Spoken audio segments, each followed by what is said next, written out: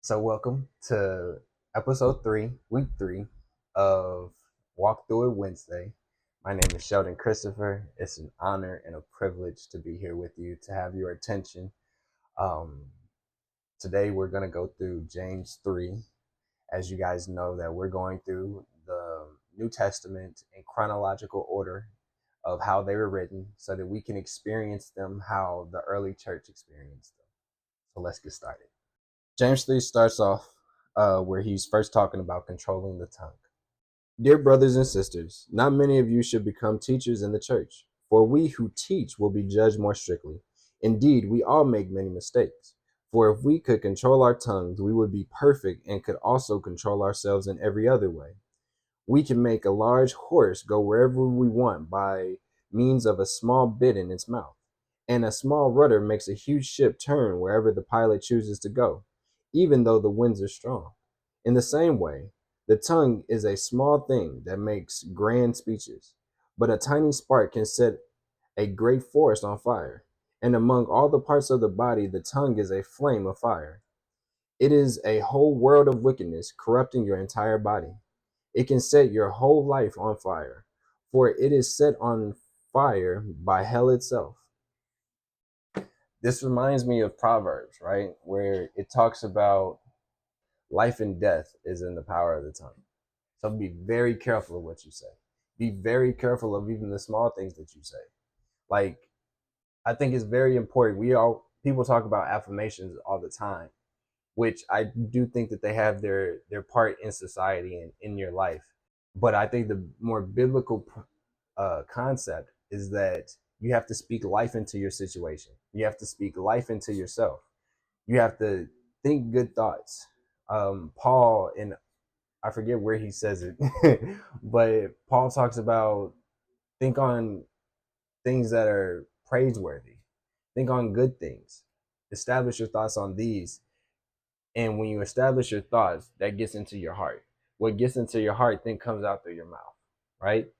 Society says that a drunken a drunken man speaks the truth. So instead of being drunk on alcohol, be drunk on love. Be drunk on kindness. Be drunk on things that are praiseworthy, things that are holy, things that would make God proud. Be drunk on those things and let those things come out of you. Verse 7. People can tame all kinds of animals, birds, reptiles, and fish, but no one can tame the tongue. It is restless and evil, full of deadly poison. Sometimes it praises our Lord and Father, and sometimes it curses those who have been made in the image of God. And so blessing and cursing come pouring out of the same mouth. Surely, my brothers and sisters, that is not right. Does a spring of water bubble out with both fresh water and bitter water? Does a fig tree produce olives, or a grapevine produce figs? No, you can't draw fresh water from a salty spring. Again, watch what you say. You can't call yourself a child of God with a clear conscience and also be cussing out your neighbor. You know what I mean? It's how are you gonna be think so badly about someone that may not think the same way that you think, may not look the same way that you look, or whatever the case may be. But they were also created in the image of God. You know what I mean? So be very careful of how you speak about people. Be very careful about how you speak about yourself. Because there's a lot of people. I would be very dishonest in this if I tried to act like everyone just thought highly of themselves. As coming from someone that has gone through multiple depressive episodes, there are times when you don't think highly of yourself. You know what I mean? So remember that you are created in the image of God as well. Remember that God thought so highly of you that he gave his only son so that you could be in good standing with him, so that you could have an intimate relationship with him. He thought that highly of you. Jesus thought so highly of you that he gave up his life for you. You are precious to God. You're his prized possession. We all are his prized possession. So think of yourself in that way. They say that beauty is in the eyes of the beholder. as beautiful as this world is that God has created, he thinks that you're the his best creation. He thinks that you're his most magnificent creation. See yourself in that way. See yourself how God sees you. Let's continue. This next section is about true wisdom comes from God. So, verse 13. If you are wise and understand God's ways, prove it by living an honorable life, doing good works with the humility that comes from wisdom.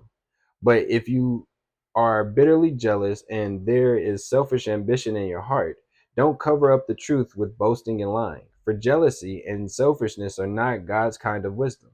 Such things are earthly, unspiritual, and demonic. For wherever there is jealousy and selfish ambition, there you will find disorder and evil of every kind. But the wisdom from above is first of all pure. It is also peace loving, gentle at all times, and willing to yield to others. It is full of mercy and the fruit of good deeds. It shows no favoritism and is always sincere. And those who are peacemakers will plant seeds of peace and reap a harvest of righteousness. I like how verse 13 echoes what we read in chapter 2 about good deeds.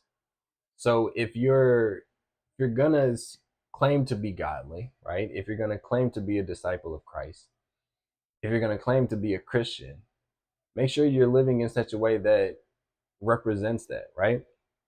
Too many times I feel like we as Christians we're hypocrites, to be completely honest with you, where we we like the title, you know what I mean? It looks good on paper, but then when we're living our lives and people are experiencing us, they don't see that. They don't see Christ in us. And so that's why I believe that people run from the faith. Because how are you going to claim to be godly, but you're not patient? You're not kind. You're not generous. You're not gentle. You don't show the fruits of the spirit, but you're at church every Sunday. You're at Bible study every Wednesday. You get what I'm saying? Like, we should be mirrors of Christ. We should be the ones. One of my favorite sayings is that everyone will not read the Bible. Sometimes, a lot of times actually, you have to be the only Bible, you have to be the Bible that people are going to read. Then when it goes on to talk about jealousy and selfishness, I know personally in my own life that anytime I've ever done something out of selfish ambition, it never worked out well. Anytime I was only thinking of myself, whatever the case may be, it didn't come to fruition. It's only when you're eager to help other people that things start to prosper, right? So when I was a quarterback, right? And so when it came time for the games and whatever the case may be, I remember when I used to always think about, oh, I gotta get my stats. I gotta do this, I gotta do that. I want a X amount of touchdowns, I want this, I want that. I expressed this to my coach because he was like, "What are your goals?" And when I expressed it, he was like, "I get that. I understand why you want that because if you have these incredible stats, you'll be able to go to college. Teams will look at you, etc." He said, "But have you ever seen the stats of someone that's on? Have you ever cared about?" Is how he put it. Have you ever cared about the stats of someone on a losing team? I was like, not really, because those are usually just garbage stats. You know, those are empty calories, if you will. He said exactly. People don't care about how quote unquote good you are if you're not helping anyone else. It's when you're helping others that people want to be around you. People will recruit you. People will be eager to be in your presence. Something that my mother always told me was if you want more friends, be friendly. Too often we want people to do things for us, but we're not willing to do things for other people.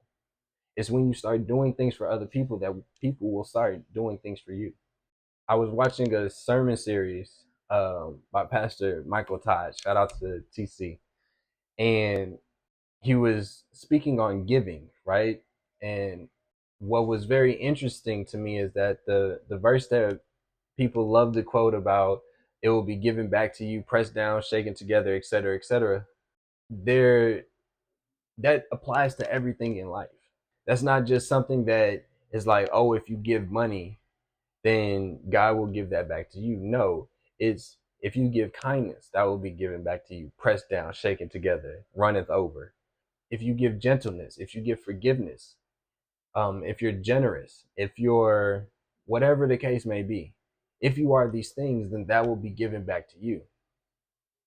So let's stop doing things out of selfish ambition, because in the end, that's not how it works, right? And also, don't just do things to get things, because it's one thing to know the principle, and it is going to work because it's God's principle. So therefore, He cannot lie. So if you do these things, it will work.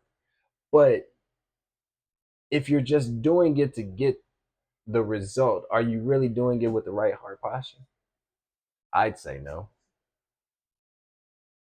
And last but not least, be at peace with people. It says in the last verse that um, we will be peacemakers. That's what God wants us to be. He wants to be us to be the peacemakers of earth. That's what Jesus was for us.